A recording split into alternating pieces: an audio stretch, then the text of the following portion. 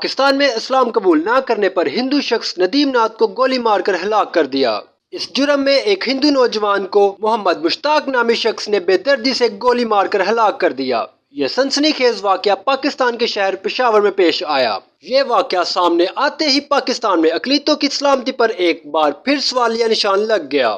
Pakistani media ذرائع کے مطابق یہ واقعہ پشاور میں پیش آیا۔ مبینہ طور پر محمد مشتاق نامی شخص نے 29 مارچ کو ندیم ناتھ نامی نوجوان کو گولی مار کر ہلاک کر دیا۔ مقتول کے بھائی نے الزام لگایا کہ مشتاق گزشتہ چند ماہ سے ندیم ناتھ پر اسلام قبول کرنے کے لیے دباؤ ڈال رہا تھا، تاہم انہوں نے اس تجویز سے انکار کر دیا، جس کی وجہ سے ملزمان نے ندیم ناتھ کو قتل کرنے کی سازش کی۔ ہفتہ کو مشتاق نے ندیم سے ملاقات کی۔ اس سے پہلے کہ وہ کچھ سمجھ پاتا، ملزم نے اسے قریب سے گولی مار دی، جس پر اسے تشویشناک حالت میں ہسپتال لے جایا گیا، جہاں علاج کے دوران اس کی موت ہو گئی۔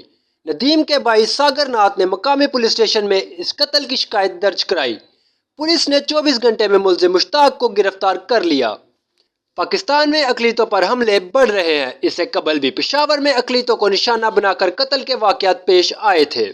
معلومات کا قابل اعتماد ذریعہ CRC، جڑے رہے CRC کے ساتھ۔